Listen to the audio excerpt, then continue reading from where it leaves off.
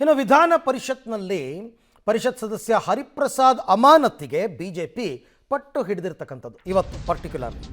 ನಿನ್ನೆ ದಿನವಿಡೀ ಗದ್ದಲದಿಂದ ಕಲಾಪ ಮುಂದೂಡಿಕೆ ಆಗಿತ್ತು. ನಿನ್ನೆ 25-26 ನಿಮಿಷ ಏನೋ ಕಲಾಪ ನಡೆದಿದ್ದು ಅಷ್ಟೇ. ಬರೀ ಗದ್ದಲದಿಂದ ಕಲಾಪ ಮುಂದೂಡಿಕೆ ಆಗಿತ್ತು. ಸೊ ರೂಲಿಂಗ್ ಕೊಟ್ಟಿದ್ದಾರೆ ಸಭಾಪತಿ ಬಸವರಾಜ ಹೊರಟ್ಟಿ. ಈಗಾಗಲೇ ಹರಿಪ್ರಸಾದ್ ಈ ವಿಚಾರಕ್ಕೆ ಸಂಬಂಧಪಟ್ಟಂತೆ ವಿಷಾದವನ್ನು ವ್ಯಕ್ತಪಡಿಸಿದ್ದಾರೆ. ಇನ್ನು ಮುಂದೆ ಹೀಗೆ ಮಾತಾಡೋದೆಲ್ಲ ಸರಿಯಲ್ಲ, ಎಲ್ಲರೂ ನನ್ನ ರೂಲಿಂಗನ್ನು ಒಪ್ಪಬೇಕು ಅಂತ ಸಭಾಪತಿಯವರು ಸೂಚನೆಯನ್ನು ಕೊಟ್ಟಿದ್ದಾರೆ.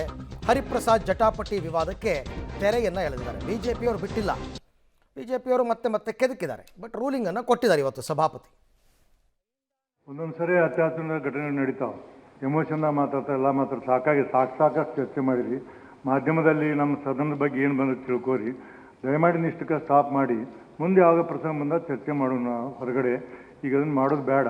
ಈ ರಾಜ್ಯಪಾಲರ ಮೇಲೆ ಭಾಷಣ ಮಾಡಬೇಕು. ನಾಳೆ ಮುಖ್ಯಮಂತ್ರಿಗಳು ಸೋಮವಾರ ದಿವಸ ಒಂದು ಉತ್ತರ ಕೊಡ್ತಾರೆ. ಅದಕ್ಕೆ ಡಿಸೋಜ ಅವರ ಪ್ರಾರಂಭ ಮಾಡಿರಿ. ಬೇಗ ಒಬ್ಬೊಬ್ಬರಿಗೆ 10 ನಿಮಿಷ ಕೊಡ್ತೀನಿ. ಅದಕ್ಕೆ ವಿರೋಧ ಇಲ್ಲ. ಸಭಾಪತಿಗಳೇ ಮಾಡಿ ನಾವು ಇವತ್ತು ತೀರ್ಮಾನ ಮಾಡಿ ಬಂದಿದ್ದೇನೆ ಅಂತ ಗೊತ್ತಾ? ಸಭೆ ನಡೀಬೇಕು.